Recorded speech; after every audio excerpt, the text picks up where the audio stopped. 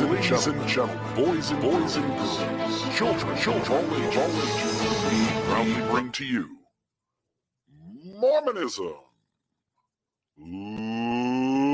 Live. Shut up and sit down.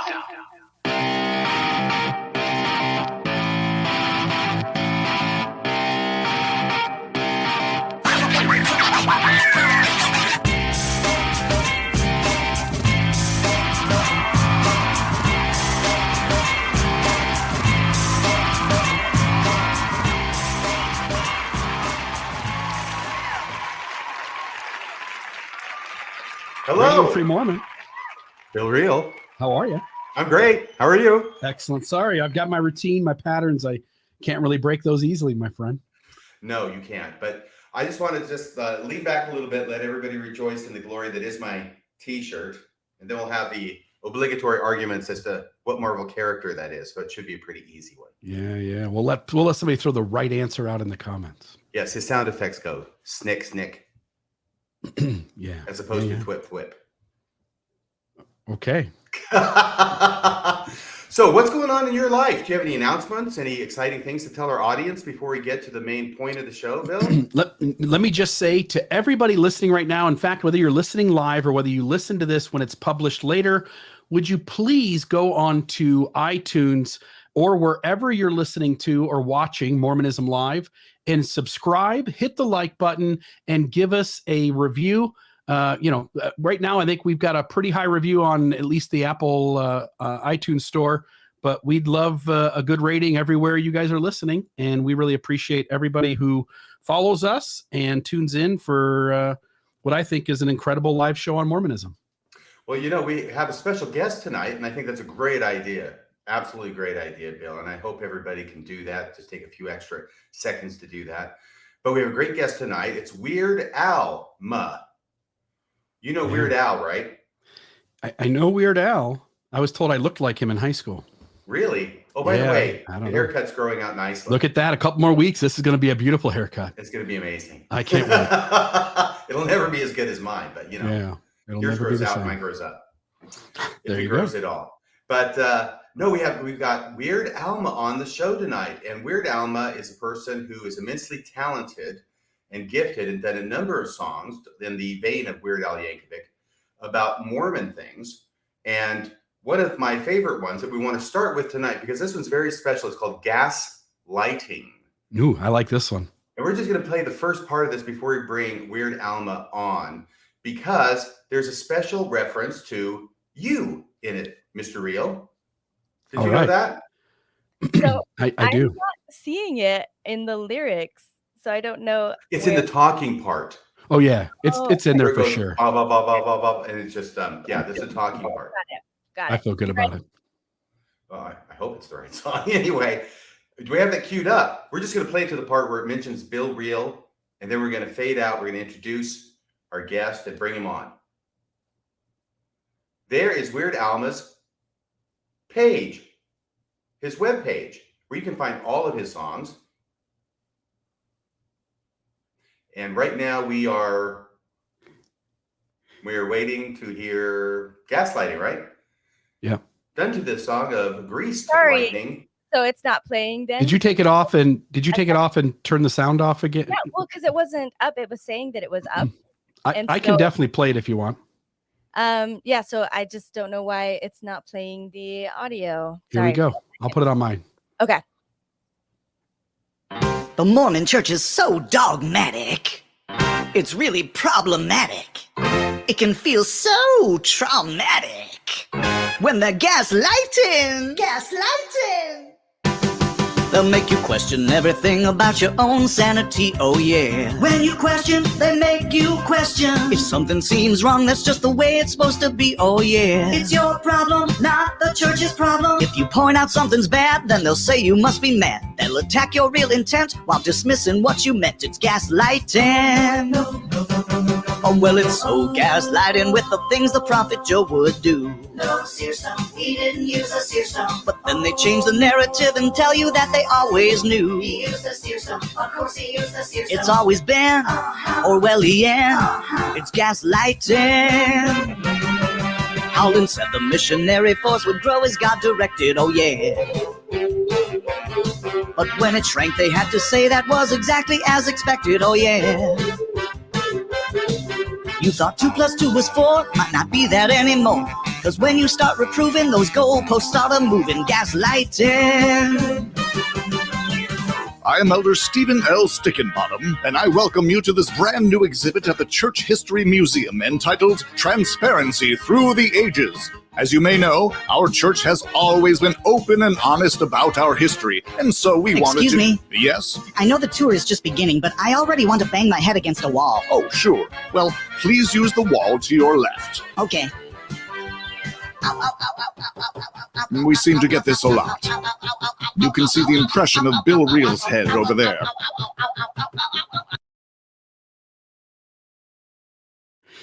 There it is. Bill Reel's head. They mentioned you. They mentioned your name in the song. Man, it feels pretty special to have music made with you mentioned. That's pretty cool. It really is. Think how good you feel and then reverse that feeling and imagine how I feel. It's the opposite, huh? Oh yeah. Yeah, you never get any accolades or positive reviews, right? No, all I want to be is featured in a Weird Alma song. So let's bring him on. What do you say? Let's get Weird Alma out of the green room and on stage, everybody. Let's bring him on with a big hand. It's Weird Alma. Ta-da, ta-da. Hello, RFM and Bill. How are you guys? How are you doing? My gosh, what is that in the screen behind you? It looks like is it a horse? It's a horse, of course. Of course. What an incredible studio you have. This is fantastic. Now, we're using your real name as well tonight, correct? Sort of my real name. One of my many aliases. Okay, so let's just use the alias of Eric Herman, shall we? That's it. Okay. Eric F. Herman. In the back Eric there, Herman, a.k.a. Weird Alma. And I like doing the Pee-wee voice on that. Phone call for Mr. Herman. Mr. Herman to the front desk. Okay. Anyway. By the way, RFM, I will attempt to insert your name into one of the songs that we do tonight. I tell you what, why don't you just write an entire ode to me? Would you do that? You see what I have to deal with? It's hard to keep all this together, you know? I can imagine. Oh, you can only imagine. Yes, I am a force of I'll chaos. get right to work. Yeah. Well, Weird Alma, you actually did create a very impressive corpus or body of songs about Mormonism. And you're kind of a big deal for a while, but we haven't heard anything from you recently. We wanted to catch up with you and find out what is going on. First off, before we even get to what's going on now, which we'll get to at the end, when it will make more sense, how is it that a nice boy like you ended up joining the Mormon church? Well, I'll keep out as succinctly as I possibly can. And it helps that I've told this story 20 times or something by now, but I grew up in a family of agnostics. We were all Germans, free thinkers and beer drinkers, something like that, right? And by the time I hit 12, 13, I started to question life, as one often does, right? At 13? And I think 12, 13. Okay, I'm reading Marvel comic books at that age, but you go on. Well, and I know I talked to Bill about this once in St. George. I came to the pawn shop and we talked about it, that we have similar backgrounds in a lot of ways. I hit that age. I started getting high. I started doing acid, doing all this stuff and questioning life, you know. And one of the things that I did was I dusted off the Bible. That we had a Bible in the house. Like, we didn't go to church or anything, but there was up on the top shelf somewhere. Blew all the dust off of it, right? And opened it up. And at the time, it was just about philosophy. I just wanted to read and expand my horizons or whatever. And something about that Jesus guy really stuck with me. And I, long story short, I became some kind of strange combination, Zen, stoner, hipster, guitar player, Christian-ish something or other. You know, I don't even know. Right. Yes. I'd be the guy at keg parties, everyone's getting high and they're all, talking about whatever. And I'm like, I want to talk about God and the universe and what does it all mean, Ooh, I love it. Wish I'd have been at those parties. Yeah. I would not have been hanging around you at that age. I'm just saying, okay? I love it hanging around you now. So fast forward to about 1920. No, not the year, when I was 19 or 20. And not that old. But I started to get a little more serious about, like, I don't know, should I do something? Should I join a church? And I was reading various different things. I actually did go to a few different services, places. One of the things I got really into was prophecy. The idea of Hal Lindsey, The Late Great Planet Earth. I read books like that. The Worldwide Church of God, Herbert Armstrong. I don't know if you know who that is, but well, they have a program on regularly where they talk about how Bible prophecy is being fulfilled and whatever happens to be happening in the news this week. Yes, and they could always fit something in there, and I kind of found it fascinating, right? Well, the first few times it's amazing, but then when you watch it for any period of time, you start realizing that they're using the same prophecies to explain what's happening now instead of using the same prophecy to explain what was happening a few weeks ago. Yeah, or in 1985 they used a thing, and 97 the same thing. Yeah, exactly. Yeah, and around that time, a couple things happened. I saw the church's TV commercials. They used to be on cable all the time, right? And I remember I didn't really know much about the Book of Mormon. But I remember seeing, Church of Jesus Christ of Latter-day Saints. Well, I like Families. Jesus Christ. I like. Isn't Jesus it about Christ. time? Yeah, right. I knew I liked Jesus Christ and Latter Days. Ooh, wait a minute. That's like the prophecy stuff I've been reading for years, right? And that was the connection I had. That was my in, sort of. And then a friend of mine who lived in the town that I used to live near Buffalo, New York. He told me one day, some Mormon missionaries came to my door and I chased them away. And he took great pride in that, right? But I remember thinking, wait a minute, Mormon, isn't that the Church of Jesus Christ? Well, you know what? Yeah, I'll talk to them if they come over.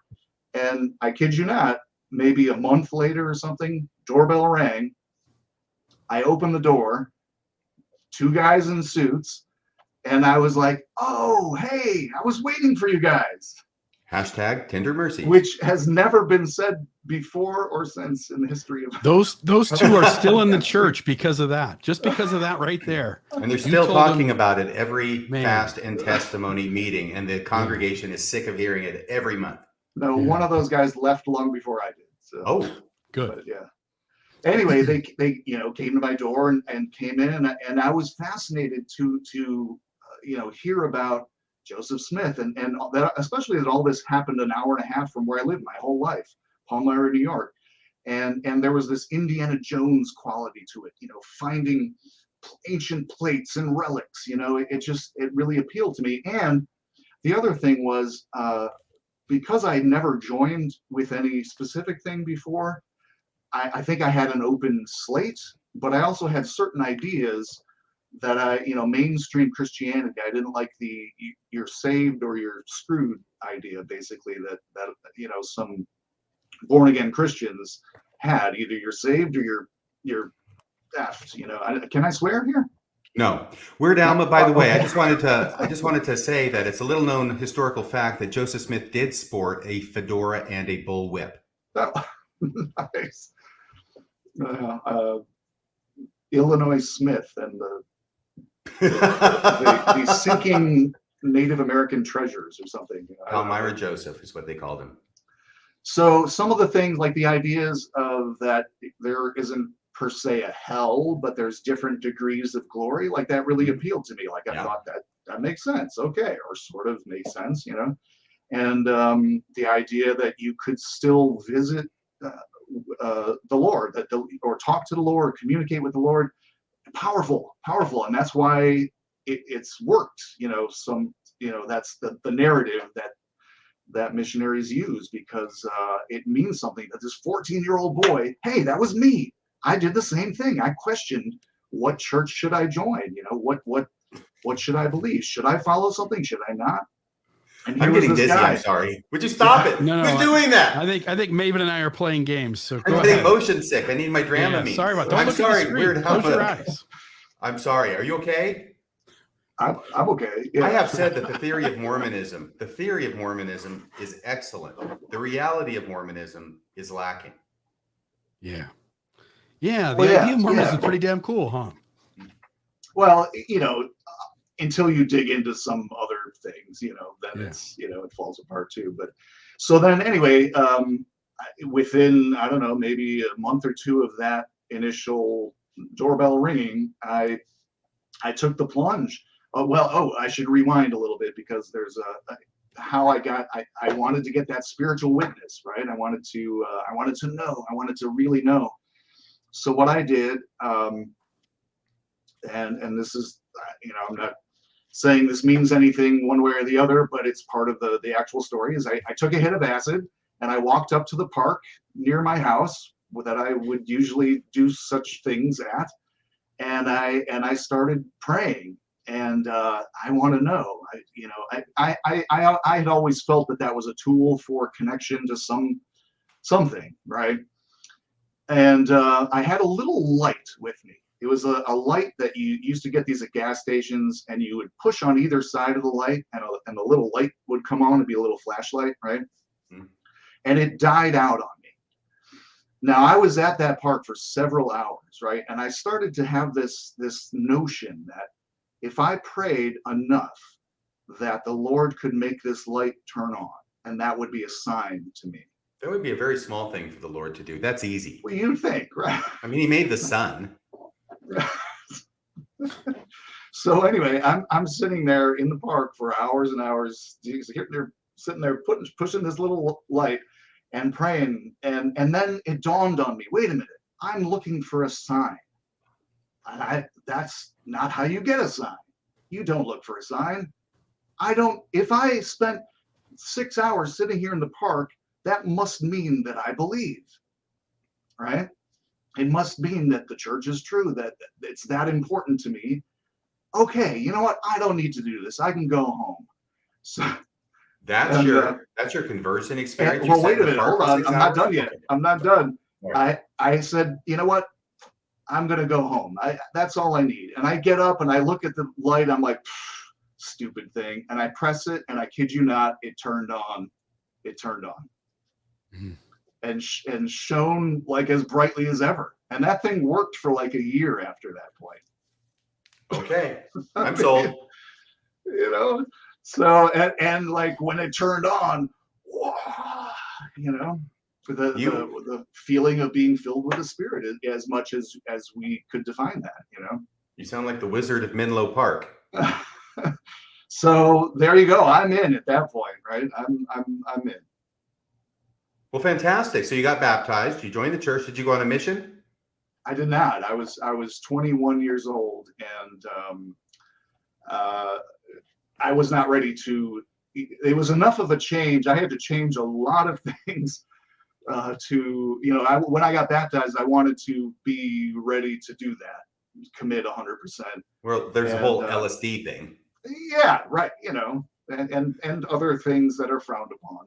And just FYI, Eric, even though the LDS Church in the present moment is saying that missions for men are mandatory, keep in mind the last two first presidencies didn't serve missions. Of course, right. Yeah. And anyway, it was I did not serve a mission, and I was only active for about 9 months at that time, and then the thing is, nobody told me, okay, you're in this church, you're not getting high anymore or drinking or whatever. You probably shouldn't hang out all the time with all your friends who are still doing that. So I was doing that. I was in bands. I was playing in bars and playing till 4 a.m. But I for 9 months I was towing the line until the one time I didn't, and then something was being passed around, and instead of continuing to just pass it around, I held onto it and consumed, and then I felt guilty to go back. I felt like I shouldn't go back if I'm not gonna do this or be committed to it. And then I was out for 5 years, and the long story short of that is, by the end of that 5 years, I was a junkie. and barely my life by the grace of the 12-step program and maybe God or whatever, I found recovery, and then at that point, the church was uniquely suited as a teetotaling program for me to connect back with. Except we don't teetotal in the Mormon church. That's a 4-letter word in Mormonism. It's not TEE. Has to do with golf tees or something. I don't know. I just thought it had to do with drinking tea instead of LSD. But Probably. Seriously, folks, I think that what you say does make me think about the proscriptions that the LDS Church has. And I know they're there for a reason, and I know what the reason is and what the theory is behind it. But the flip side of it is what you've explained and what I've experienced, maybe what other people have experienced too, is you cross a line and all of a sudden you're virtually excommunicating yourself because you don't feel worthy to go back to church. That's exactly right. Yeah. So I think that's counterproductive, at least in that measure. Yeah. For something when something is so demanding, anything falling short of that feels like a huge jump off of a cliff. And I don't think that's healthy, right? Yeah, and we're usually busy imagining that all the other members are perfect and we're the only ones who are doing the LSD. Right. I can't tell you how many times I felt that way. Isn't it weird that we live in a world where LSD and coffee are pretty much the same thing to a Mormon? Yeah. Right. Good point. So Weird Alma, you do come back to church after 5 years. Did you say how it was that you managed to muster the courage to come back to church? By the last breath of the life that I had in me, crawling back in a way. And at that point, nothing mattered. I was happy to be alive.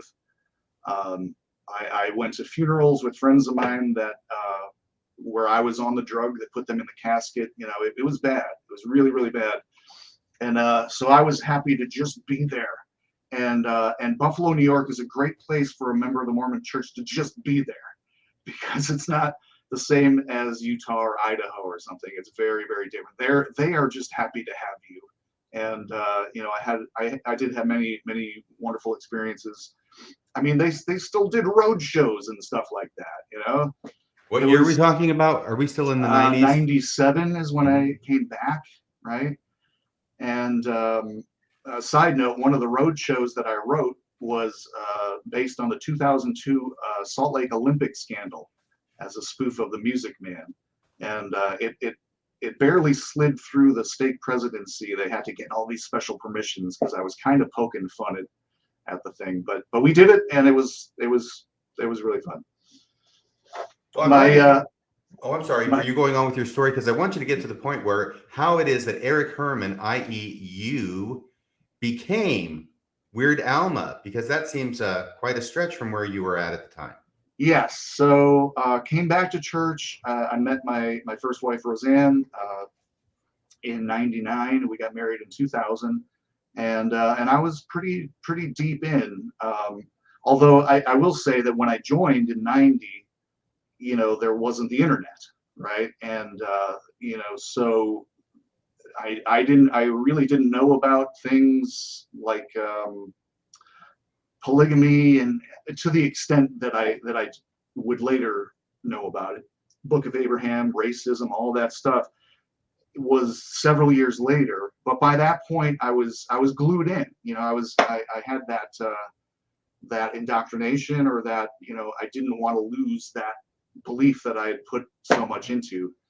And I was deep in. Probably my biggest credit, people talk about their bona fides or whatever. I never served a mission, but my biggest Mormon cred experience was I sang in the choir at the Palmyra Temple dedication. When was that?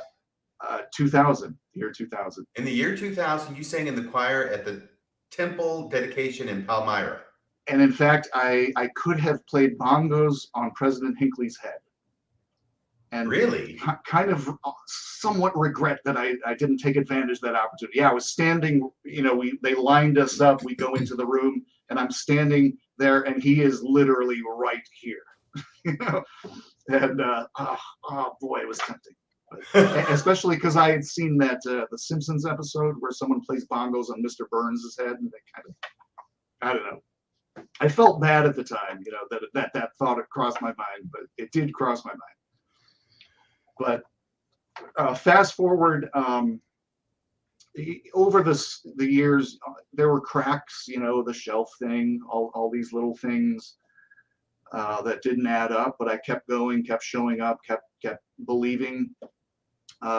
Roseanne passed away in 2013 after a long illness, and initially that kind of glued me in more, the idea of she was my eternal companion, yeah, she's gone to heaven, so I've got to be good so I can see my baby when I leave this world.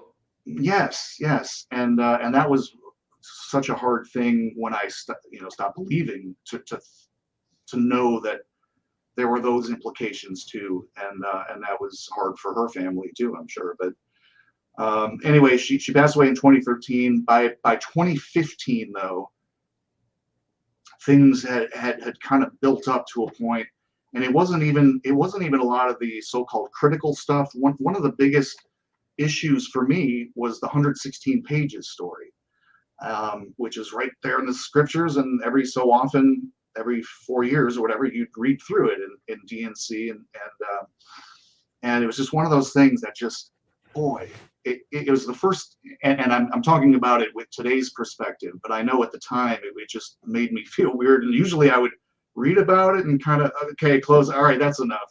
I don't want to keep going there and thinking about how, in my mind now, how obvious it is as a person shuffling their feet because their thing is being challenged.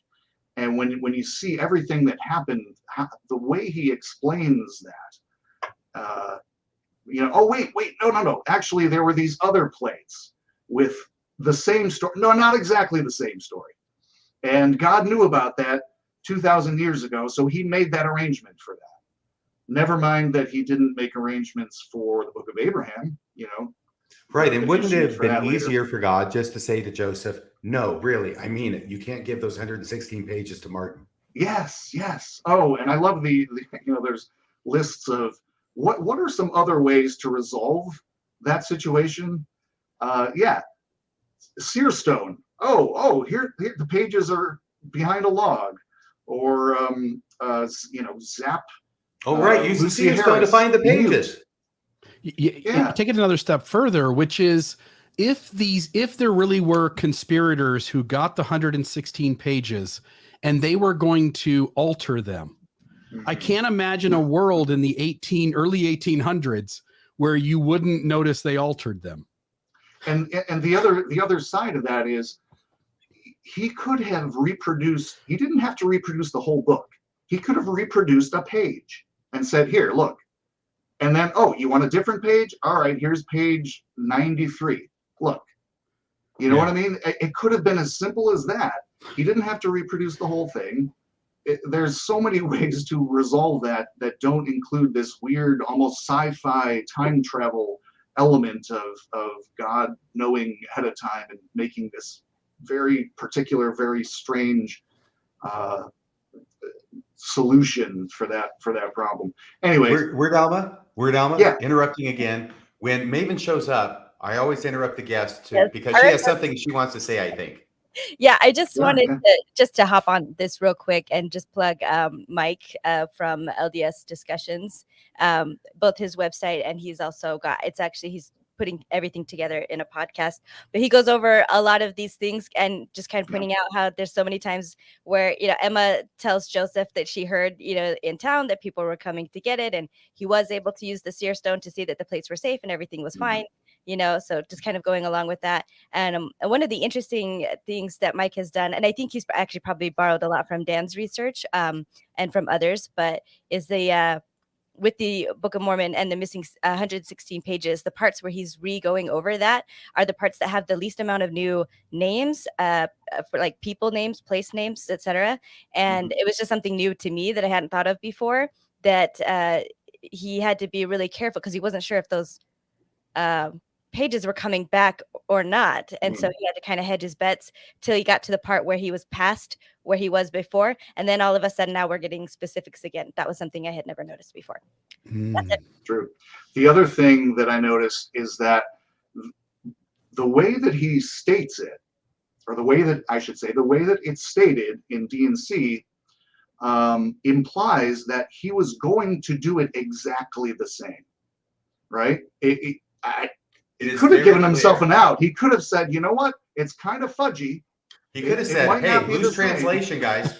He could Yeah, right. But no, that's not what he says. It is very clear, the revelation from God to Joseph Smith, that if he reproduced it, it would be, I did a podcast on this, it would be word for word the same as he had done it before. It is very clear. And it's clear because the concern in the revelation is that if they do that, then the bad people, the people who took it and stole it, would alter it so it didn't read exactly the same way as it did before, and then show the altered version against Joseph Smith's completely identical version and accuse Joseph Smith of not being able to retranslate. How would they alter it again, RFM? It's this thing. It's called word processing. Oh, yes. And all you have to do is go back in, you change the words around. No, if eraser at that time, if there is a eraser, I don't know if there is erasers, but even if there were, I think it's great with a knife. Yeah, you couldn't. It just doesn't make any sense. No, it'd be very clear that had been altered, because you have to line through and then right above. The only possible way that I can think of that they could have altered it in such a way, let's just say Joseph Smith really could translate, and he translates the 116 pages. Once again, it's exactly the same. The only way they could actually do this would be to rewrite the entire 116 pages again. In Oliver Cowdery, David Whitmer's handwriting. Right. Right. I didn't say it was easy, but I just said it would be worth it. Yeah. So, it's a very difficult thing to make sense of. And yet, here's the thing. I just got to tell you, I believed this. All Mormons believe this. This is perhaps the most unlikely story to ever have surfaced, to my knowledge. It's so unlikely to the point of incredulity. Yeah. And yet, not only I'll speak for myself. Not only did I believe this as a Latter-day Saint, I used it as a testimony builder. This was a faith promoting story. Yeah. So that gave you heartburn, Weird Alma. But what about the flashlight? Yeah, right. I know. Yeah. Did you ever struggle with that? Yeah. Did you ever say, yeah, this doesn't make sense, this looks weird, but the flashlight went on? Well, I'm sure there's the scientific answer for that is that because I was sitting there for so long pushing it for literally hours, and then I stopped for a few minutes, and then it was primed or something. No, it continued to work for a year. Right. Don't deny the workings of God in your life. No, and I didn't, and it was a huge thing. It still, to me, feels weird to tell that story and say, yeah, that is exactly what happened. So it was 116 pages that moved you away from the church and started you down the Weird Alma path? One of the big things, the Book of Abraham, I had learned all about that, and boy, that was a big thing. For me, everything, it started later. Oh boy, polygamy, there's all kinds of bad stuff there, polyandry. Book of Abraham, ooh boy, but I still held on to the Book of Mormon, right? It was crumbling, if you chronologically, from the later point to earlier, but I still believed maybe he was still a conduit for revelation for the Book of Mormon, and then things kind of went off the rails. Weird Alma, I want to focus on this and throw a spotlight on this, because this is something that I do hear more and more. I mean, you did a multi-hour, multi-part podcast interview with Jim Bennett, right, Bill? He's a very, very nice man. I like him. I respect his beliefs. But my sense from listening to the interview was that he did a similar thing, and perhaps continues to do a similar thing, which is he doesn't really have explanations for the Book of Abraham. He recognizes there are issues, challenges, potential problems with the Book of Abraham and other things. But when his back is against the wall, that's where he goes to the Book of Mormon and where his testimony is based.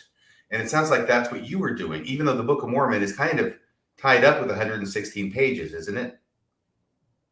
Especially in the Words of Mormon, which sort of explains it all for the casual reader.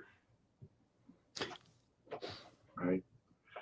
So, you know, I'm gonna try to condense and get ahead here because I know I want to play a few songs here for you guys. But yeah, that was a big issue, Book of Abraham, and like a lot of people say, I could compartmentalize individual things, and I had quote unquote answers for individual things.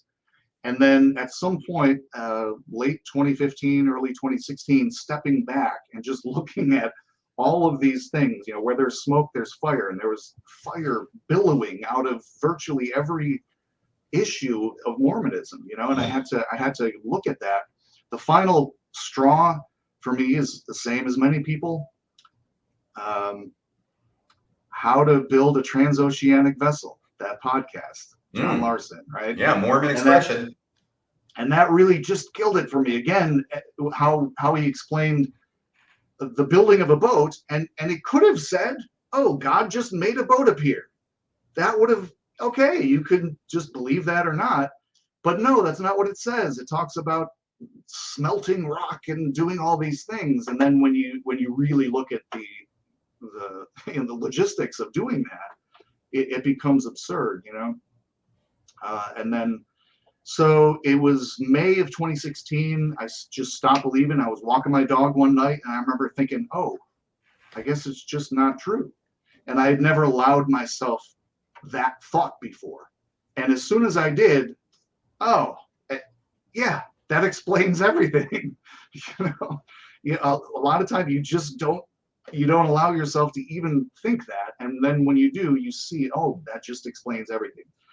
Joseph Smith is not the one guy who was legit from all these other ones we've seen ever since, and before his time even, religious leaders who, you know, made up things and you know, had some followings and you know, built off this thing, a lot of times turning into polygamy and other issues like that. But when I allowed myself to see it that way, I wasn't even sad, but it was just kind of like, oh,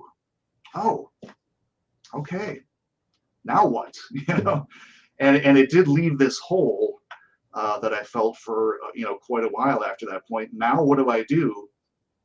It was several months later, that September, I sent a message on Facebook to let everyone know I don't believe anymore.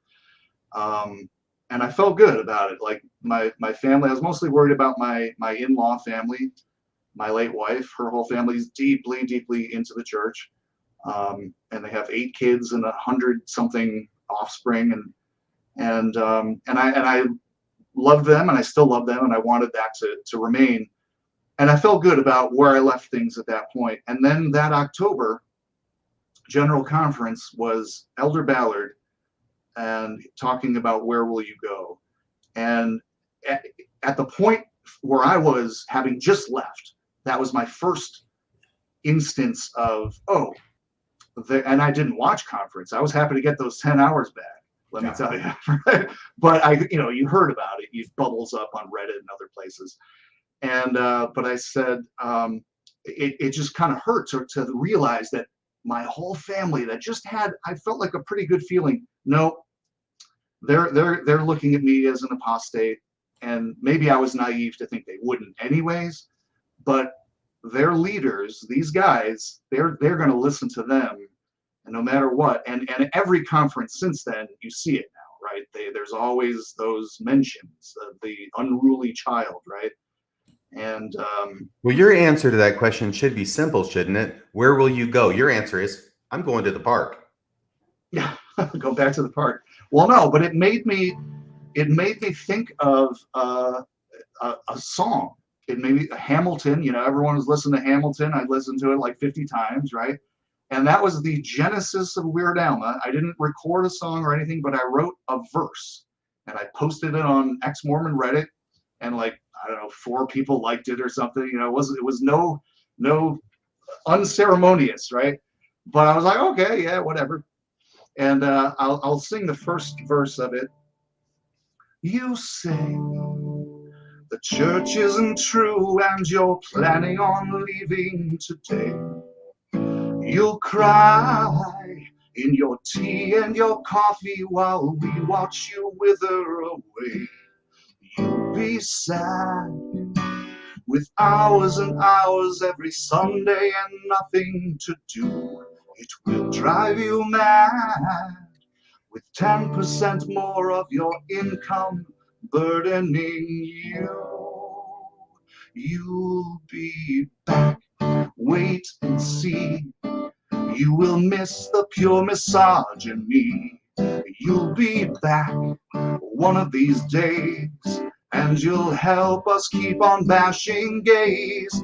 Temples rise, the growth rate falls, but we'll keep on building swanky malls. And if you just won't return, we will keep on bringing cookies to your house until your bosom feels the burn. Da da da da da, la da da da da ya da, da da da ya da. Bravo, bravo! I'll tell you, I had to put myself on mute intentionally that time, Mr. Real, in order to keep from having my laughter drown out your rendition. All right. Love it. So, and that was just, you know, out of the blue, one little thing. And then I don't know, a month, maybe 2 months later or so, I had this other idea. I can't remember, you know, where that came from per se, but it was the idea. I think I had heard the song "I'm Trying to Be Like Jesus." Okay, trigger warning for me. Go ahead. Okay, and it occurred to me, what if you rewrote this from the perspective of a kid who's like very literally trying to be like Jesus, you know? So something like, I gotta find the note here. I'm trying to be like Jesus. I'll follow in every way. I'll wear a long robe and sandals and start growing a beard today. There it is.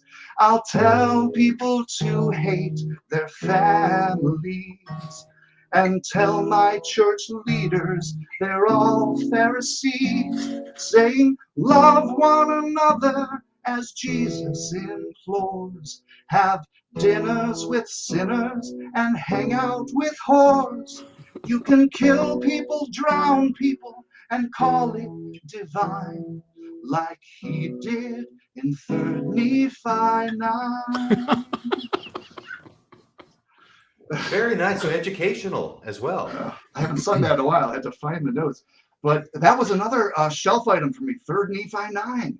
You know, here we have the Lord who is on the cross, and forgive them, for they know not what they do. The Nephites knew. Right. So, yeah, and then he's like, you know, it sounds like, yeah, they drowned and the fires and to the glory of God. It doesn't sound good. Yeah. Who is this Jesus? I don't know. And their flashlights didn't even work. And on top of that, to hold up to Mormon apologetics, there are already tons of people in the Americas, right? So so Christ comes along and kills a bunch of people, and some of them aren't even connected to the Nephites and Lamanites because we can't find their DNA anywhere. That's collateral damage. Get to the chopper. When you start thinking, it all unravels, doesn't it? Yeah. And then you know, so and I that was the first song that I like finished, and I recorded a version of it, and I sent it to Glenn at Infants on Thrones. And we'll delete that part. Maybe they'll play it. No, Glenn's a good friend. I've hung out with Glenn. He plays guitar too, by the way. I kid. Yeah. He just He has does. trouble saying Great trimmer. songwriter, parodist, Glenn Oslin, and author. But also, and they played it, and I was like, oh, hey, fun. All right, cool. And he went to Japan on his mission. And then, yes, and I can't remember what happened, but I think he or somebody said, oh, you should do more stuff like that, or they had me come on to do an interview there, and then stuff just started pouring out, and I'll play one of my favorite early Weird Alma tunes. You've heard the song "You're 16" by I can't remember who wrote it originally, but Ringo Starr had a big hit with it in the 70s. Yeah, it was a cover. Yeah, it was a cover, and it was already creepy when Ringo sang it, because I think he was 37 at the time, singing the song about a 16-year-old. But I found a way to make it even creepier, to tie it to Joseph Smith, and there's the connection to that gospel topic essay, and the particular way they worded things in that essay inspired me to do this song a certain way. So. I'm the prophet Joe Smith, I beseech you forthwith to be my wife number 29. You're several months shy of 15. You're dutiful, so be mine. If you don't, I'll be floored by a big flaming sword, wielded by an angel divine. You're several months shy of 15. You're dutiful, so be mine. You're my baby, practically. You're my boo. Since you were 11, I've been grooming you. I know you're devout, so you should have no doubt. But ooh, please don't let Emma find out. If you marry me, I'll exalt your family. I'll talk crap about you if you decline. Several months shy of 15. You're dutiful, so be mine. You're several months shy of 15. You're dutiful, so be mine. Woo! Wonderful. Yeah. You know, that's such it gets that ugly. Such an interesting line in that essay. I've heard at least 2 people be interviewed who are on the committee that wrote that essay, and apparently nobody wants to take credit for that line. Yeah, they won't tell you who did that one. No, they'll say, yeah, that wasn't my idea. I didn't think that was a good idea, but they won't say who did it. I got a feeling it was somebody who had more authority than they did. Would that count as gaslighting? I think maybe. You know, is that? Ooh, I don't know. It could. Wording things in a way that I'm not sure if that is technically gaslighting or not. But I think I'm gonna fast forward ahead. It's not in there at all. It doesn't say that in the essay. Sorry. No. So I did an album of songs, 8 or 9 songs, and I kind of thought that was it for a while, but it kept coming. It kept coming. And I realized after a point, I think I needed to do that, right? Because I really hadn't talked to too many people about a lot of the specifics about why I left. There were a few people early on, but I also learned that's not a good way for members to, they don't want to hear you come out guns blazing against Joseph Smith and all that, right? So I kind of kept my mouth shut mostly, but I feel like the songs, was how it had to come out. And if something is going to process for me, it's going to a lot of times be with music and comedy. It's what I do. So I ended up doing 3 albums in about a year and a half, which is kind of crazy. Although at this point, I hadn't listened to a lot of the stuff in the last couple of years, but the past week, knowing I was coming here, I listened back, and I feel like those 3 albums remind me of bowling. So I'm from Buffalo, and there's not that much to do. You go bowling. Everyone goes bowling and drinks beer, but I go bowling once every like 3 or 4 years, right? And I always feel the same way. That first game is like, oh, this is really fun. Yeah, hey, all right, we're having a good time. The second game is where I do the best because now I'm warmed up and like I got the feel of it, and I usually get my highest score. The third game starts off good, and then I don't really care anymore. Yeah, whatever. I'm done bowling for another 3 or 4 years. So I look back on those Weird Alma albums, and I think the second one is the best in my opinion. But I'm happy people seem to love them all. But I'm going to do a song from that second album by the request of our host here, RFM, me, who has had a particular run-in with the committee that I am going to describe in this song. Let's see if I can do this. This would be the committee. Oh, I'm sorry. Go ahead. This would be the committee that doesn't formally exist. Yeah, who are watching this show right now, probably. Right, and so this is the deal. This you can bet your ass. About the S.C.M.C, everybody. Spoiler alert. But like I told Weird Alma, you are actually going to have the opportunity to perform this song that you wrote about the S.C.M.C, while you can actually rest assured that the S.C.M.C is watching you perform it. Shane Bowen. Right. Hi, Trevor. This is dedicated to you guys. All right, Trevor. Okay. Let's see here. Mormon, if you feel you are drawn to a calling where you can tag along other Mormons, then fix your gaze upon this assignment we have for you. Mormon, you will search on the net for apostates who could become a threat, then you'll tell us, and be happy to be in the Strengthening Church Members Committee. It's fun to work for the S.C.M.C. It's fun to work for the S.C.M.C. You can help us make all disobedience cease in the LDS thought police. It's fun to work for the S.C.M.C. It's fun to work for the S.C.M.C. You can see everything other members do bad. You might even rat out your dad. Mormon, if you see a new meme by a Mormon and it happens to seem controversial or a little extreme, then you must report it to us. We will take that info and go to their bishop, so he'll be in the know that apostates are outside in the hall. No, this is not cultish at all. It's fun to work for the S.C.M.C. It's fun to work for the S.C.M.C.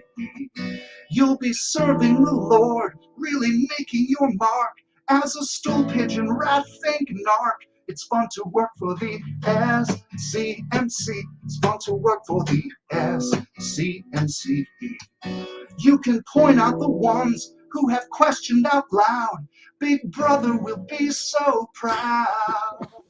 Mormon, at the end of your days, know that God will honor you with great praise, 'cause you snitched on intellectuals and gays who would share their thoughts on Facebook. We can't have our members discuss all the things that reflect poorly on us, like the fact that we will spy on them, so we must spy on them to see what they know. It's fun to work for the S.C.M.C. It's fun to work for the S.C.M.C. Inform on your friends, tell us all that they do. We'll have others inform on you. S.C.M.C. It's fun to work for the S.C.M.C. If RFM farts or Denver Snuffer drinks wine, you will call us on our hotline. You're in a song, RFM. I'm in a song. I want to say he just said if RFM farts. I think you pushed out John DeLynn.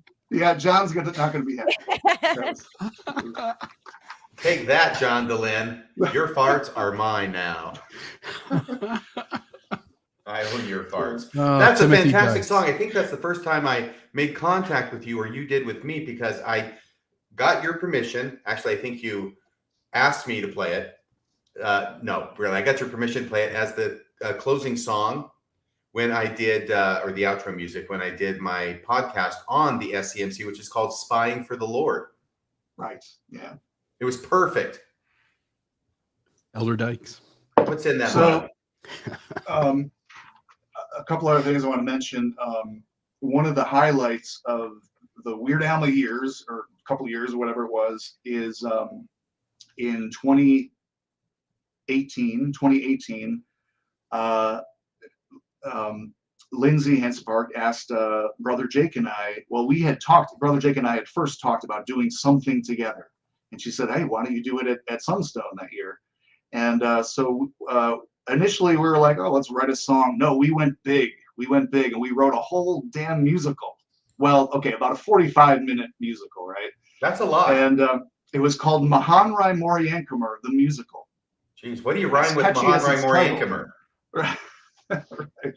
And we showed up there like the day before, and we had a wonderful cast of 4 or 5 people, Janelle, Clark, Sage, Camille, and Dave. I'm leaving their last names out for anonymity's sake. But we had a wonderful time putting this together, but it was super tight. You know, I remember feeling like it was a road show level quality, right? But we had a great time. We were always hoping we could do it again, and we were talking about doing it again in 2020, and then 2020 happened, right? But it's I feel like it's criminally underseen. There's maybe 50, 60 people that saw it at that Sunstone, and so hopefully someday we can do it again. I thought we might do a little piece from the show. Okay, hang on a second. I'm gonna get ready to play my part. Yeah, that's right. RFM is going to play the part of this scene, the big musical number. I'm doing a shorter version of it here, but involves a barge salesman who is trying to sell a transoceanic barge to a prospective shopper. So, sir, what's your name? What's your name, sir? Radio Free Mormon. Radio Free Mormon. You look like someone who wants to take a transoceanic voyage. I would, except that I don't want to go halfway around the world in a stinky, wet barge. Well, that's why this barge right here is the right one for you. It's the driest barge in the market. This baby is tight. Oh, really? How tight? Do you know what a dish is? Of course I know what a dish is. Well, this barge is tight, like unto a dish. No way. You bet. This barge has a DTR of 9.8. DTR? Dish tightness rating. I see. So the bottom is tight? The bottom thereof is tight, like unto a dish. What about the sides? The sides thereof are tight, like unto a dish. And the top? Tight like unto a dish. What about the door? Do I need to say it? Tight like unto a dish? You know it. It sounds good, but I don't know. The sticker price is a few thousand C9s more than I really wanted to pay, but if it really is that tight. Like unto a dish. Yeah. Could you maybe convince me with a catchy musical number? You got it. It's tight like unto a dish. Tight like unto a dish. You won't have that water flowing in, going splash, splish. It's tight like unto a dish. So tight like unto a dish. If you want the driest barge, well, you just got your wish. Oh, every day and every night, you won't worry, it'll be all right.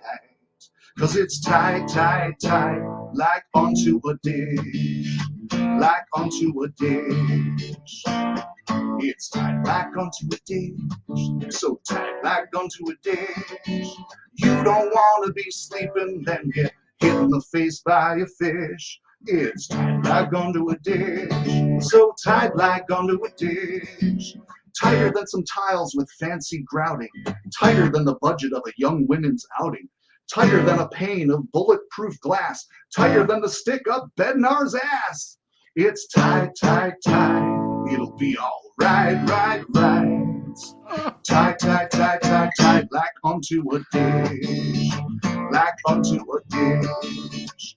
Like unto a dish. Dish tight. Yeah.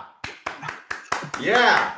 That was fantastic. You know, we may have to edit out that ribald comment about Sister Bednar's husband. Oh, you think so? Zoink, Scooby. Susan Bednar. That That is a fantastic, fantastic number. That could be like a showstopper. It was the big number. We had, we were doing little kicks and stuff, and everyone, again, the Music Man influence was there. We had this big section in the middle. Tight, tight, tight, tight. How tight is this? Is it tight like unto a basketball? No, it's not. It was really fun, really fun. Got to figure out how to keep the young ones moral after school. Some of the I read through the script again, and man, there's funny parts in there. Jake was hilarious. He essentially does a Brother Jake video as part of the show. Yeah. We had little images on screen as he's talking. It was super fun. And he played Moroni. We had Moroni at the beginning because the whole show was about the brother of Jared, right? And how he never feels like he gets the credit he deserves. He's never named, and I won't spoil the ending. Pardon me? I know how he feels. Oh, yeah. Some have anonymity thrust upon them. So initially you see Moroni in a cave somewhere and he's etching into metal plates, and I'm paraphrasing here, something like, and lo, I'm painstakingly etching, because of the difficulty of writing on these plates, I must be brief and not be repetitive or really repetitive or very, very repetitive. Notwithstanding, there should be some repetition. Stuff like that. I certainly shouldn't be redundant. Right. No redundancy. Yeah. Yes. Really redundant. Yeah. Oh my gosh. Anyway, These are fantastic songs. Hopefully we can do that again someday. I'm trying to interject a few comments every now and then with questions to make it look like I'm in charge here and that you're not running away with the show. Oh, yeah, no, sorry. These are no. These are great songs, but I also understand that within the LDS context, there were some songs that you have done which are a little more serious even. Is that true? Yes. Well, so 3 years ago, maybe, people kept asking me, and I appreciated all the emails I got, and people, hey, write a song about this, or can you do this? And almost always the case was that I had already kind of done something like it. There was a lot of things about polygamy, and I said, several months shy of 15, I don't feel like I want to revisit that idea again. And I think I felt like maybe I said what I needed to say. I got some of that out of me, right? And then I wrote this song one day called "Do Some Good," and it was a very different nature. I can't remember what triggered it. Does it have to do with the revelation about how much freaking money the LDS Church has? It may have been. Yeah. And I'm going to play a little bit of it here, but I do urge you to listen to the whole thing, because I get a little emo later in the song here. But for time's sake, I'm going to shorten it here. But again, this theme comes up. Where will I go? So that's something that resonated for quite a while after that point. Where will I go? You wanna know? Where will I go? Away. Where will I go? Well, I don't know, but you don't get to say. You could do some good with the name you have. You could really help the world.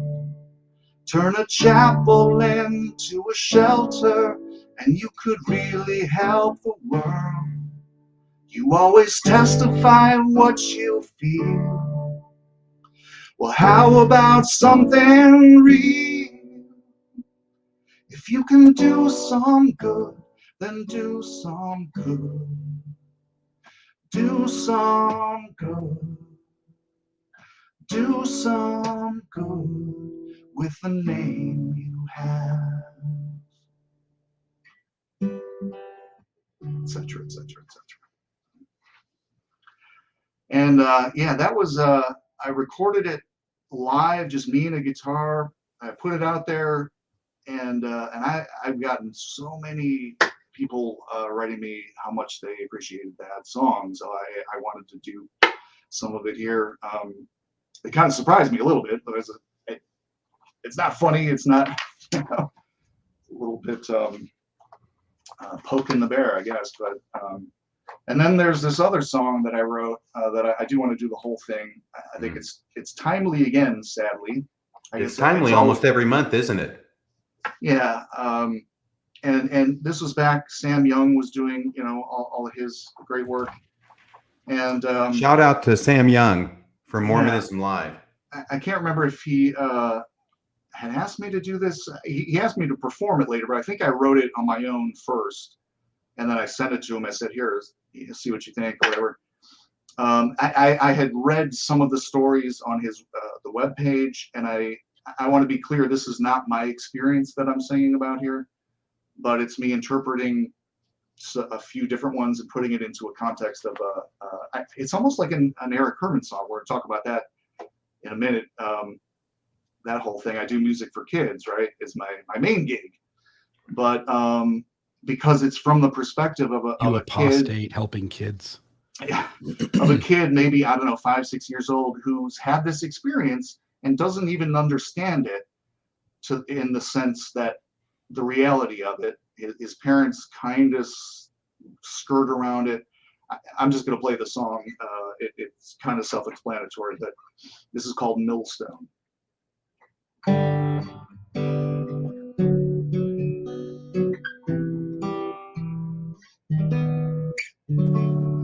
used to have to go to the place on Sunday where the one guy talks and the old ladies cry,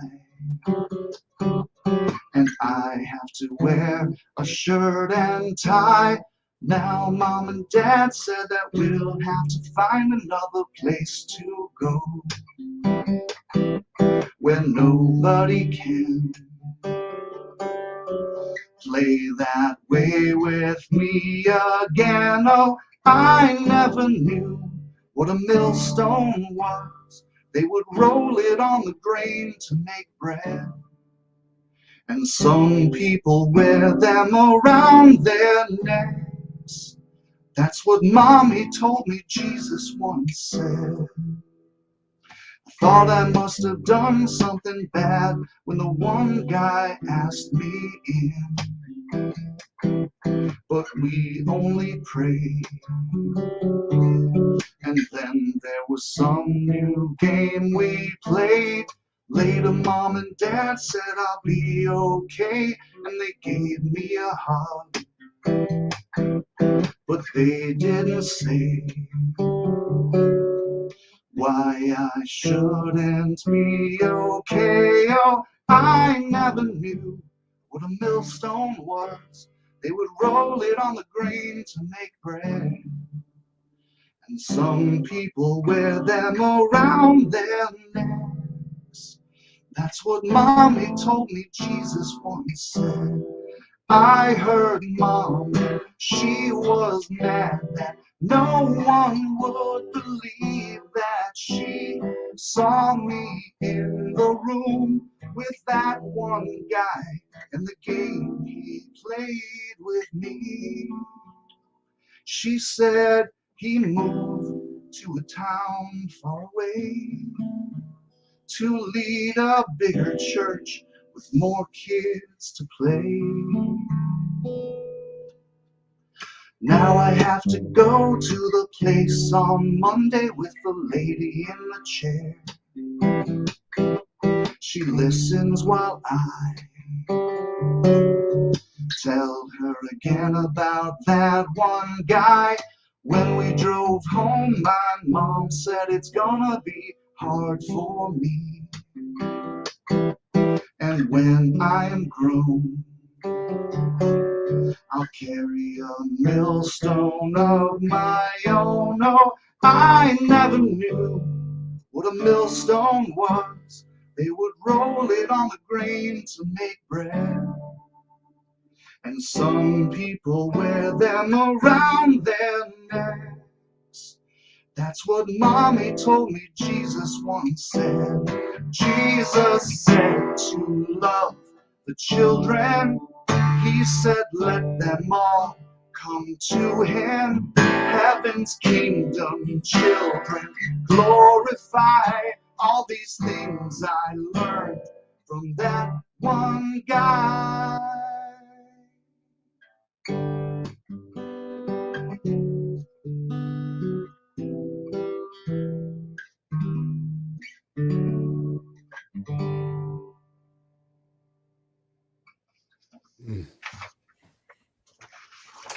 Wow. What has the response been to that song?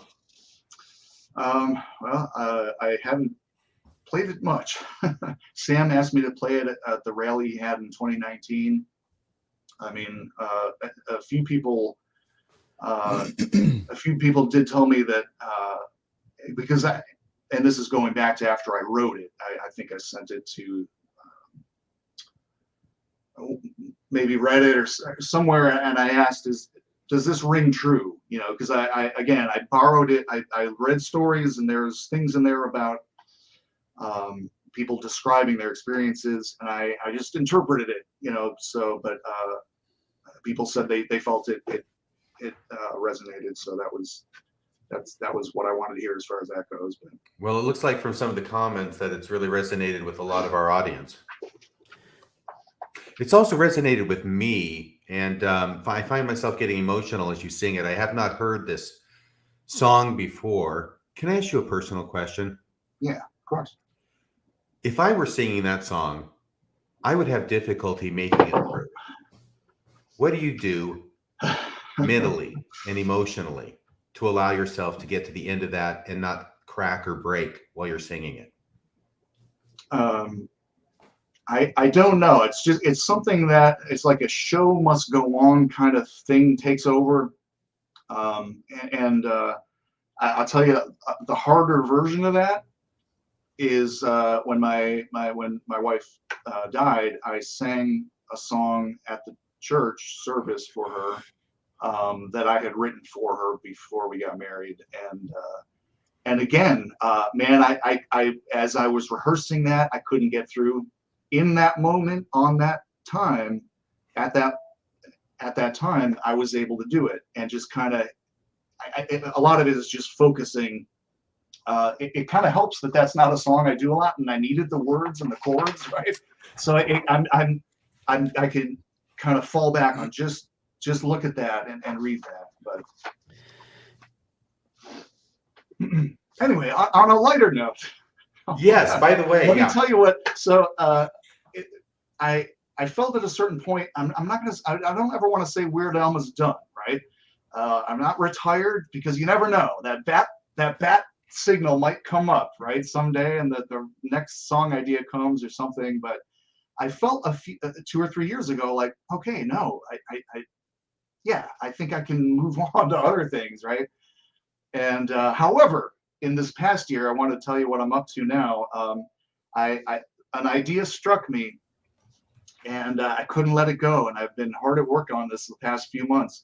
And that is a film project that is essentially, the simplest way I can describe it, it's not, you know, completely describing it, but the simplest way I can describe it is the life of Brian of Mormonism. And I'm about maybe 2/3 through the first draft of the screenplay, and I'm making this baby one way or another. And you have a big audience.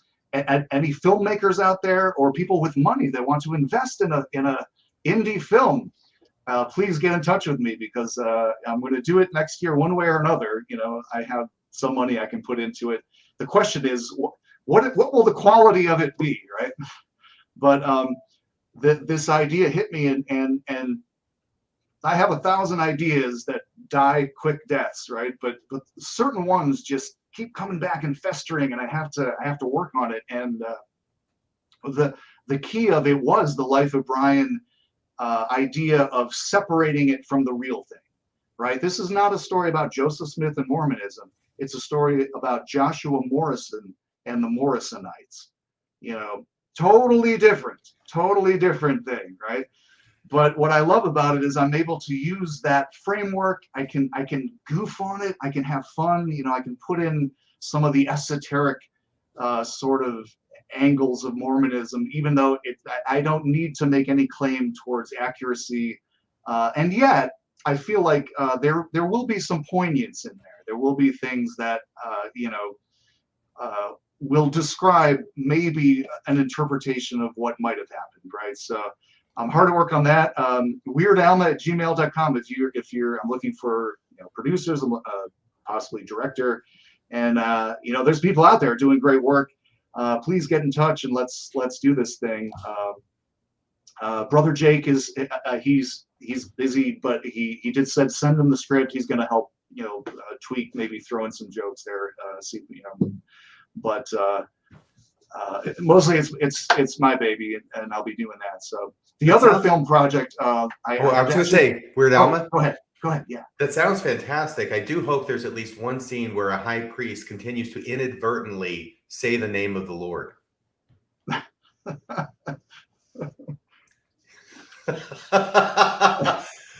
Oh my gosh! So you got another project going on? Well, yeah. So I'm writing 2 screenplays at the same time, and the other one is a thing that I'm also, I believe, well suited to do, and that's in essence, Spinal Tap of children's music. Okay, so that has been my full-time job for 20 years now. And I feel like my trajectory is very Spinal Tap-ish in a way, and so that's another one I'm writing and having a really fun time with that. And are you going to turn it up to 11? Oh yes. Well, by the way, we have put up on the comments. We put up a contact information for you, but a lot of people will be listening to this and not watching it. So let's go ahead and announce that the way to get a hold of you is at. Well, now it's gone, but I think it was Weird Alma at gmail.com. Yeah, Weird Alma. Remember, it's EI, Weird Alma at gmail.com. And you too can get in touch with Weird Alma about his project. There's also the weirdalma.bandcamp.com is where all the songs are. And by the way, they're all free to listen to, download. They always have been. This was never, I have nothing against you guys or anybody monetizing. That's wonderful for all the work that you do. It's just not something I ever wanted to. It complicates things too with parodies and all this stuff. Like, go ahead, be judgmental. It's hard to sue me for making a parody of your song when I made $0 from it. that kind of thing, I guess, right? But so then the other thing, the Spinal Tap of children's music, that's the other project. And that might actually be the first one that we start production, because it's a little bit easier because I can go out and do the shows that I do and film those as part of the footage that we're going to need for that movie. So Weird Alma, we've got about 20 minutes before the top of the hour. We'd like to take a few phone calls at the top of the hour. In those 20 minutes that we have remaining, can you tell us about what you do for a living? Because I found this very fascinating that you are like the Mormon version of Raffi. Or I'm like, actually, many people described it this way when I would go to Utah and do shows. They said, I'm like John By the Way, but for little smaller kids, elementary age kids. And I don't know if that's a positive thing anymore, but no, he's known for being entertaining and funny and all that stuff. And I think my influence, Raffi is wonderful. My influence is a little more rock oriented, or like Beatles or something. But we play, my band and I, Eric Herman and the Puppy Dogs, we play all kinds of original music. Some of it's satirical or funny stuff, and then some is serious. We have songs about there's a song on my new album called Clocks and Watches about the inevitability of death. How's that, kids? Are you kidding? I'm not kidding. You're going to traumatize all these kids. You're going to send them straight to the therapist. Yeah. See, well, another influence of mine was Shel Silverstein, right? And you think of Sidewalk Ins? Yeah. You think of people like him and Mr. Rogers. They talked about serious things like that, and so we do that with music, and it's cartoonish. Like that song in particular is kind of cartoonish in the way it sounds, right? Let me think, how's it go? The scariest of monsters that the world has ever seen are all around us every day, not only Halloween. They might be right beside your bed or maybe on your wall. They take their time, but someday they'll be coming for us all. Clocks and watches, watches and clocks, counting down all of our tick-tocks that make you jump right out of your socks. Clocks and watches, watches and clocks. You know, so it has this kind of sing-song, almost like Willy Wonka type of feel to it, I feel like. But most of the songs are not about death, though. I'm sorry, I'm busy being traumatized right now. Could you sing us a song about maybe something more cheery, like the Baby Beluga? Well, how about, you know, a little rappy humor there. The big hit I had. You had a big hit in children's music, in indie children's music. Yes, YouTube featured the video for this song back in 2007, and boy, it took off, and it has like, I don't know, 40-50 million views at this point. And it's called The Elephant Song. It's all about elephants. See, I happen to be something of an animal expert, aside from playing music, and I want to demonstrate that on this next song about elephants, my favorite animal. It goes like this. Elephants, I like elephants. Elephants, I like elephants. I like how they swing through trees. Elephants don't swing from trees. What's that? Elephants don't swing from trees. Oh, you're right. What was I thinking of? A monkey. Oh, monkeys. I meant to say monkeys. Let me start. It's either that or Cardinellas. Yeah. Monkeys, I like monkeys. I like how they swim in the ocean. I like Wait a second. Monkeys don't swim in the ocean. Oh, not again. Oh, this is embarrassing. Are you thinking of dolphins? Dolphins or fish. Right? Fish? Oh, boy. Okay. I'm going to get this. Here we go. Fish, sharks, and whales. I like how they scratch at fleas and sniff at trees and bark at the mailman. Wait, fish don't bark and scratch and sniff. That's a dog. Dogs. Oh, and I have a dog. I really should have known that. This is really embarrassing. Gotta like dogs, yeah. Running through a maze for some cheese. Oh, hey, wait, whoa. That's not a dog. That's not a dog. Dogs don't run through mazes. Oh. But they like cheese. But that's a rat or a mouse. What? Oh, that's it. Mice. Okay, I'm going to get this. Mice. I like mice.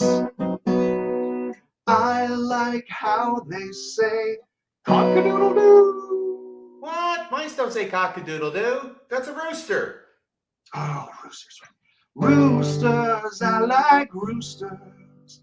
I like how they stomp through the jungle with their big gray trunks. No, that's not a rooster. Now that's the elephant. Well, right, that's like I tried to tell you.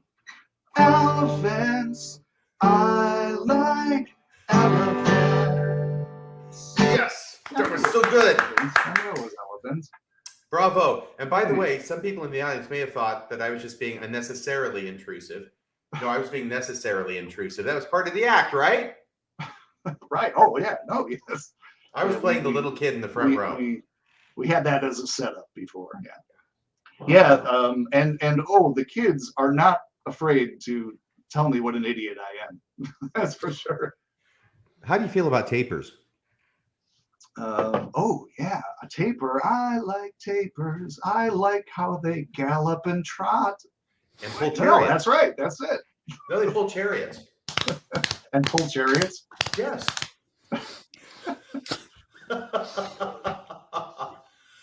Well, this is wonderful. Now we're at 6:46. Do you have anything else that you want to share with us before we go to calls? I want to issue a challenge here, okay? Because I noticed a few months ago, Mormonism Live, you did a show on the Book of Abraham.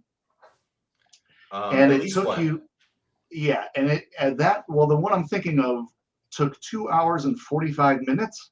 Yeah. I believe that I can say the same essential things in 2 minutes and 45 seconds. So if you have a stopwatch, you want to try me, I don't know if I can fit it in here. I'll give it a shot though. Is that a challenge, Scott? All right, here we go. The Book of Abraham. The Book of Abraham is a work of LDS scripture, don't you know? Translated by the prophet Joe. He got it from some old mummy scroll. He claimed that it was written by the very hand of that Abraham. But the experts say, oh hell no, the whole thing is just a lousy sham. Egyptologists say all of it's way off, oh way off. Not like real Egyptian. Those mummy scrolls, they turned out to be just a funerary text. No Abraham, say it ain't so. It left many faithful saints perplexed. Joseph also tried to translate the pictures from off the scrolls he had. But the experts say, oh hell no, his translations all were really bad. How could he a prophet be when it's way off, oh way off? Not like real Egyptian. Joseph also wrote his very own Egyptian grammar and alphabet. Once again, the experts say, hell no, it's about as wrong as you could get. Now the church admits things aren't right, but only barely acknowledges. And they must defend the prophet Joe, so they call on their apologists. They'll say that Joseph saw the pictures on the papyrus, and then he let the inspiration start to flow, but that really strains credulity. It's all full of made-up bull, and it's way off, oh way off. Not like real Egyptian. Not like real Egyptian. Stopwatch. Did I do it? That was 2 minutes and 50 seconds. I'm sorry to say. Oh. Next time we might do the party gifts. Oh, here's Maven. We're having a lot of requests for Tapirback Rider. Oh, are we taking requests? No. I'm sorry. All right. Sorry. I had to. The few tunes that I'm doing here today, I had to like relearn or print out, and I don't have the one ready to perform. So you're gonna have to just listen to the recording. So. But that really was. I also don't have a 3-part. I don't have 3 people with me to sing harmonies like the Beatles or whatever, right? So. Hey, we got us two, and Maven, we can do it. I'm looking probably for just a slight time delay in our connection here that would make that very difficult. But that is a real song that you did. Tapirback Rider. Tapirback Rider. Right. Yeah. I can play it for a moment. Sure, yeah. There you go. Fire it up. Tapirback Rider.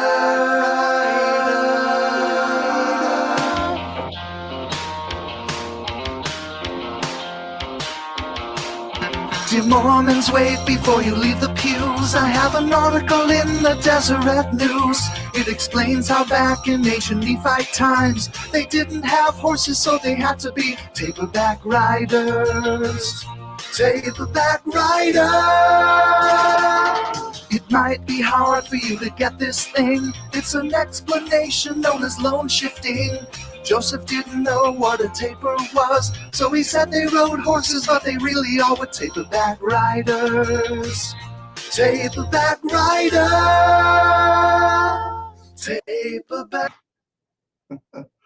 There's a little bit. That is wonderful. Can I just say that Every now and again, you slip something into your song that betrays a rather sophisticated knowledge of Mormonism and apologetics, including loan shifting, Deseret News, which would be an article by Dan Peterson, of course, in the editorial that he used to write before he got cashiered from that as well. And but apparently originally started with John Sorensen and not Dan Peterson. Oh, the idea of loan shifting, sure, yeah. Well, the tapir, yeah. Oh, tapir, use a tapir, yeah. Yeah, because that's kind of a stretch. That little fellow behind you on the screen would have a tough time pulling a sled. That's why they had to have 100 of them all chained together. You want to think of a funny thought? Picture Dan Peterson on a tapir. Oh, poor tapir. Not going there. Now we're getting mean. Now we're getting hateful, right? I'm not going there. I just thought the idea of it was funny, you know? Yeah. Well, somewhere in the world, there's a tapir that's very thankful that that's not going to happen. Yes. Okay.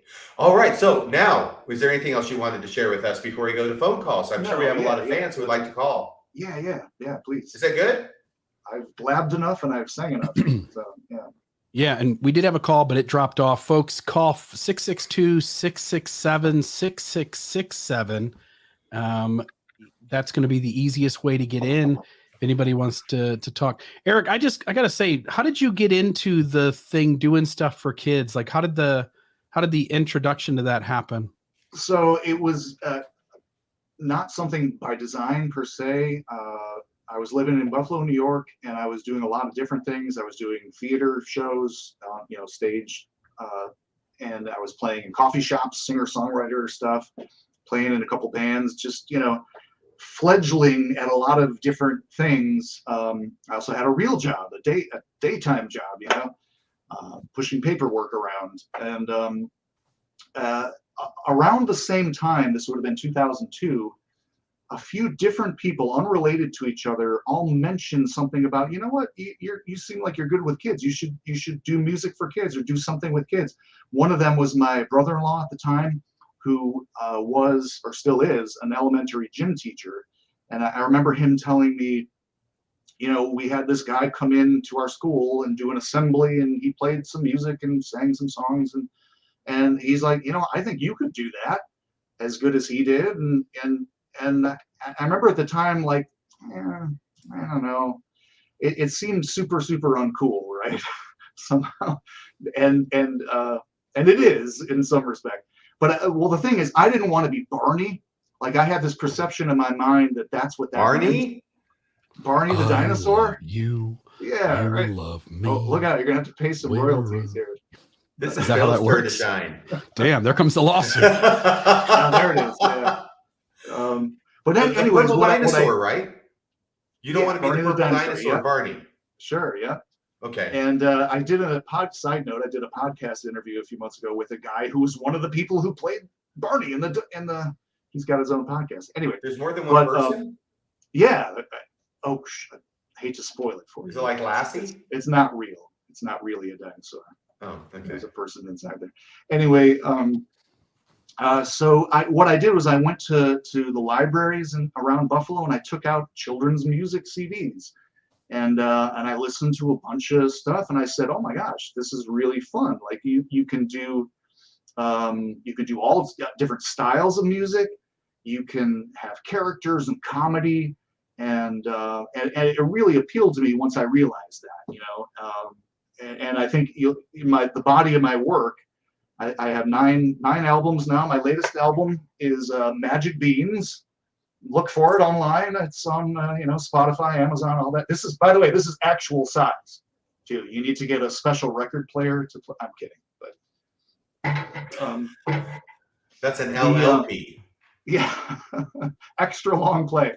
But and 9 albums, and there's the thing that if I'm most proud of my work, it's that there's a lot of different things in there. Like I really try not to repeat myself, which makes it harder each new time, right? So think of what's something I haven't covered before, or a style of music that sounds a little bit different or something. But to me, that's the beauty of doing music for that age range, is they don't have biases. They're not the 15-year-old kid who I'm thinking back to when I was that age, I had a jean jacket with Iron Maiden on the back, and that was what I listened to, right? A 6-year-old kid, maybe their family listens to country or hip hop or whatever, but that kid doesn't care. You can give them something as long as it connects with them on some level, something that speaks to their life or their mind frame, or is just funny or a funny story or something. They'll accept it. They'll love it. So, and that was one thing that I really, really loved about doing that, and still do. Well, that sounds fantastic. Absolutely. And I encourage everybody who has children or just for themselves to get that album. Magic Beans is what it's called? Magic Beans by Eric Herman and the Puppy Dog. It looks like Barney has joined us on the show. Magic Beans is the album. Here comes the lawsuit. Yeah, I know. I love you. You love me. We're a happy family. I should say, Barney is great for like 1 and 2 year olds, but I didn't want to be that. I didn't want to do that. And probably what I do mostly is kind of maybe the older range, like 5 to 9 or something like that, where they can get some of the jokes that we're thrown in there, and the parents too. A lot of stuff, a lot of jokes and references are parents, because the parents have to sit there and listen to it too, right? Oh, I know. I go back and I listen to Barney now, and I'm surprised at all the dirty stuff they stick in there. That guy, he's like in the gutter. You're hilarious. Do we have any calls yet, Bill? Just FYI, we don't, and don't take that as any kind of negative. I think everybody has been laughing hilariously and having a great time in the comments. A few comments. I'm trying, sometimes I'm singing. Yeah, I think it's been a fantastic show. I appreciate all your comments, and it's been a lot of fun. Yeah, I think folks really enjoyed this and the music. Well, I think people found out I'm not taking requests, so that stifled the phone calls. Probably they just left after that. They said, "We're out of here." Yeah, he's not going to do Tapirback Rider. Fuck that guy, right? Oh, do you need to beat that?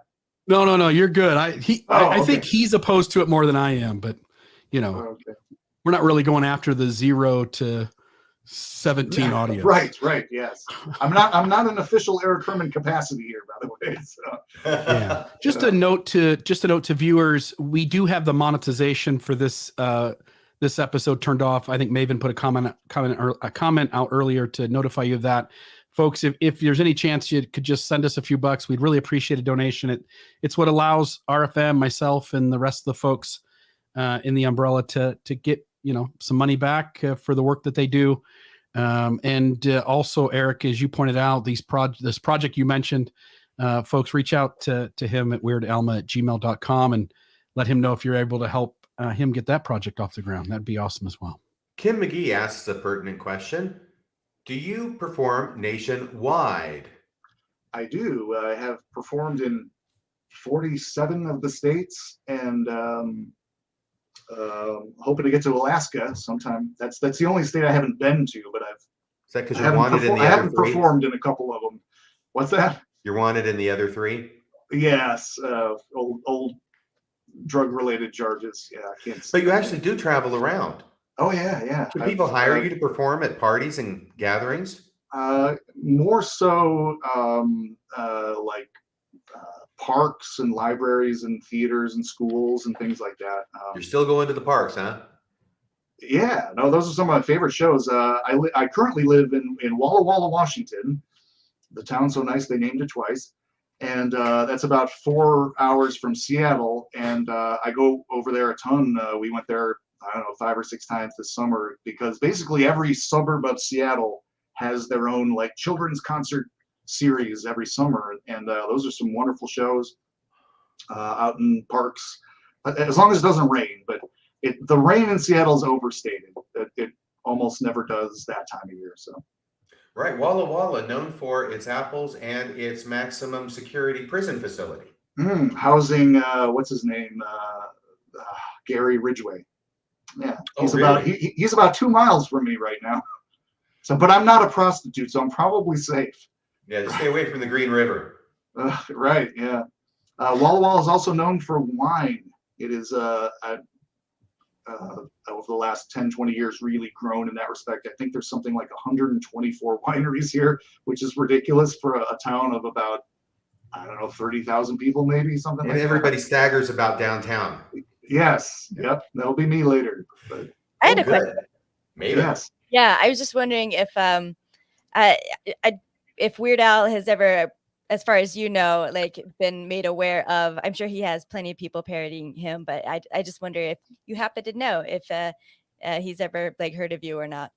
I had no idea, and I just hope I don't hear from his lawyers. Yeah, but I mean, he's doing cover songs, and if he came after you for doing cover, you kind of bad think, taste, right? You kind of think, right? Although the thing about parody, like what I'm doing isn't actually technically parody. A lot of these songs, a true parody takes the theme of the song and uses it again. Some of these kind of relate to that.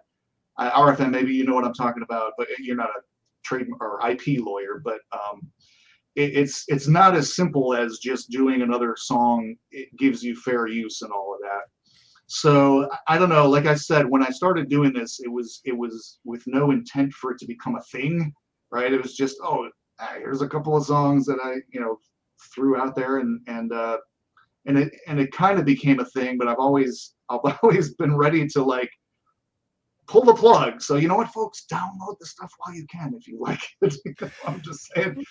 Because you never know, I might get that cease and desist in an email from Weird Al Enterprises or whatever, and yeah, you ignore it is my advice. Oh, okay, sure, yeah. So Weird Al has a team of high-priced lawyers, I imagine, that are. This IP stuff, this patents and trademarks and blah blah blah. One of the 2 courses in law school that I came this close to failing. But I do remember an interesting story which goes along with what you're talking about. You actually have to have a parody, right? You can't just be using the same tune with different words that are kind of unrelated to it. Yes. Because that's called plagiarism.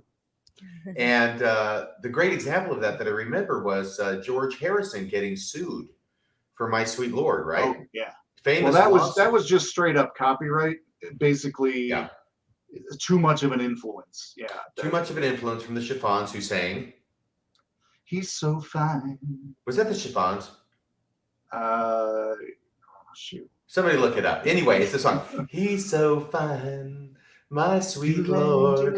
And you just follow it through, and it's basically the same song. Though I don't think George Harrison intentionally did that and thought, oh man, I'm just going to rewrite this song and put some different words to it. It was subconscious for sure. Yeah. I think so. I mean, there's only so many notes. There's another famous one, The Doors, Hello, I Love You, Won't You Tell Me Your Name? Mm-hmm. And the Kinks, Girl, I Want to Be With You. And the Doors got sued and lost. Yeah, wow. Yeah. So you got to be careful. It's like Salieri says, too many notes. Well, speaking more specifically to what I'm doing, just in the news yesterday, I want to say, I saw a thing about a church group in Texas, who did their version of Hamilton with Jesus and. Oh, right, it was a Christianized version of Hamilton. Yes, and Lin-Manuel, I believe his quote was, "Now come the lawyers." He said something like, "Now the lawyers get to do what they do." My understanding is that the church apologized, but and admitted, yeah, we were wrong, but yeah. So I don't know. Between that church doing it and like your parody of a song or Brother Jake's parody, what I don't understand the difference, why they are in trouble, or is it just? Yeah, and you're absolutely right. And that's what I'm speaking to, is that somebody could say that my version of their song, if it's the songwriter who owns that, is offensive to them. I didn't ask them for permission. Someone, I hope the S.C.M.C right now is like, oh, hey, we got this guy. We figured We're gonna take him. I shouldn't be admitting this. But this is my impression of the S.C.M.C. Are you ready? I love to wallow in my own crapulence. But again, I will take it down if need be. There was no money to be made from it. People have sent some donations, and I've redonated those to other things or whatever. But I guess the thing is, a lot of times you can do things, you can do parodies of things, you can do covers of things. When people find out, it's up to them, and sometimes they're like, no, I guess I'm okay with that. I had an issue recently with somebody using one of my old band names that was still trademarked, and it's a thing I have to address. But someone pointed out to me, well, wait a minute, isn't that what you do with Weird Alma? And I said, not exactly, because it is changed. Like Weird Alma is different than Al, and Alma speaks to the Mormonness of this thing. You know what I mean? So, and Mormonism is sure as hell weird. Well, I got to tell you, to my embarrassment, when I came up with the name Weird Alma, so I had those first 7 or 8 songs, and I said, all right, I don't know, I guess I'll put an album together, whatever, put it online, and I need a name for this, and I did think immediately of Weird Al, and I remember thinking, well, what's a Mormon thing that it could be? How about Weird Nephi, weird layman or something? I'm not even kidding. I went to Wikipedia and looked up the Book of Mormon names. Oh, Weird there it is. Right? I didn't get past A. Right, and I slapped myself on the forehead, realizing how did I not think of that? There it is. Weird Alma, oh my gosh. Yeah, it should have been obvious, but it was not obvious to me. I did not think. Weird Getty. Yeah. By the way, the Backyard Professor, he said earlier, Weird Alma, you rock. No, you rock. I know who you are. You're awesome. Sometimes the quality of mercy is strained. Lord's bringing you into the church, and the flashlight works, taking you out, and you have a stupor of thought. Oh, that's it. Yeah. Those damn stupor of thoughts. When you leave, our friend Donald is here tonight. Has he called in? He's not going to call in. Come on, I see a few quotes. I see a few comments every now and again about Donald call in. Donald call in. Yeah. Yep, he's always invited to call in. But here, I'll go ahead and share this, that the expression on RFM and Bill Reel's face shows deep down concern they might be condemning themselves to the fire pits of a hell with one L. So I just thought I would bring that up and maybe let you guys know that your feelings are showing and you might want to turn it off. I told Donald in the comments earlier, I said, Donald, raise your hand to the square and use the priesthood and mute, make me a mute. And if either A, you can do that, or B, you don't have enough faith to even try. And I'm still speaking. So he either didn't try because he knew he didn't have enough faith to do it, or it didn't work. Well, I'm concerned because it's like Donald can see into my soul. Oh, yeah. He knows you and I, and he knows Eric, and got Maven all figured out. He knows we're all just tares among the wheat. Miserable, all of us too. Yeah. I can just tell. That's how the feeling I get. We're just miserable. Yeah. Meanwhile, the child molesters are on the other side of the fence, right? Yeah. Yeah. Jeez. Well, way to bring the mood down, Bill. Sorry. Talking about lawsuits. Should we play this last one? This is, the subject matter aside, I believe this is a high point of Weird Alma. It's one of my favorites, and you're going to play the closeout tune here. I won't say too much, but the thing I struggled with the most was what to do during the guitar solo. There's a very, very iconic guitar solo in this concluding song, and I don't like to leave empty space. Sometimes I'll cut things, or I'll put somebody speaking something funny over it, right? Like in Gaslighting, for example. But I struggled for a long time to figure out what to do during this guitar solo. And when I came upon the solution, it was one of those, oh, yes, very satisfying moment. Well, wonderful. We're going to be closing out with this song, correct? We're going to be saying our goodbyes, our farewells, our so longs right now, closing out with the song. Is that right, Bill? And then going to the finish. I mean, the sign at the end. Yeah, the only thing I was going to do is in between, only because it reminded me when Eric played the song earlier that he formed to play with Sam Young about the having leaders in a room instead of one-on-one interviews. I thought in between the two things, Eric's closing song here, as well as our closeout of the show, would be Maven's creation of that TikTok, because I think there was a lot of work that went into that, and I think it was well done, and wanted to show that at the end of the show. Yeah, I want to see that. You cool with that? Sure. Yeah, I'd love to see that. Yeah. RFM. Yep. Oh yeah, I really wasn't paying attention to what you were saying, but whatever's fine, I'm sure. Yeah, well, sometimes it's you, sometimes it's me. I was thinking about the song that's coming up. Okay, here we go. Okay. I'll bet you were. That'll be funny when you hear it.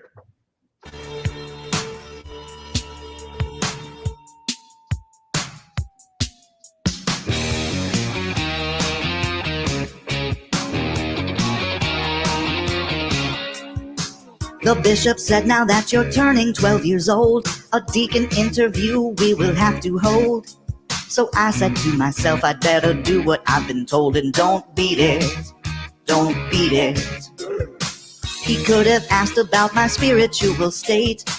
How much compassion do I demonstrate? But mostly he just said, you should never masturbate. Don't beat it. I know you want her real bad, but don't beat it. Don't beat it. Pornographic smart, don't read it. Don't spank your monkey or polish your knob. Let your little factory do its own job and don't beat it. Don't beat it. Don't beat it. Don't beat it. I told him I have tried as hard as I can to not give in to urges like some worldly men. But it gets really hard, oh, so much harder when I don't beat it. I don't beat it. He said, now trust me, I can truly understand, but you'll be fine if you obey the Lord's command. Just hold that iron rod in the palm of your hand and don't beat it. I know you want her real bad, but don't beat it. Don't beat it. When it's getting hard, so beat it. Don't free your willy or play the skin flute. Go to sleep only in your Sunday suit and don't beat it. Don't beat it. Your sperm is sacred, don't deplete it. Don't milk your lizard, don't charm your snake. Take a cold shower and eat some cornflakes, but don't beat it. Don't beat it. The cornflakes is a real reference. Oh, it's hilarious. Whoa. He's really got a handle on his instrument, huh? Look at his hand going up and down so fast. I wonder if he can pull it off at the end. Here it comes. Don't beat it. Don't beat it. If you get the urge, don't feed it. Don't pull your taffy, don't yank your crank. Put temple pictures inside your spank bank and don't beat it. Don't beat it. Your body's holy, don't mistreat it. Don't grease your sausage or play solo sax. And let me know all about your private acts and don't beat it. Oh my gosh, that's fantastic. Gives new meaning to Elder Holland's expression, a taffy pulling testimony. Yes. I am just gutted. I'm 75 years old now, and I'm so glad to be out of that cesspool. Thank you so much, Mormon Church. My son dying on his mission isn't enough for you. You have to gut people. Why? Oh, why? In God's name, didn't the bishop run to the aid of the children? You've got a mind, Bishop. You've got a mind. You do not have to duck your head to the authority of the Mormon Church. And I just want people to realize that at the end of this is a young girl that had to go home every night to that house, a baby that had to live in that house. It's horrible. It's horrible what we're doing cavalierly. You know, I wish I could run to their aid. For the love of God, Mormon Church, do something. You spineless, yellowback sons of bitches. And that's all I've got to say.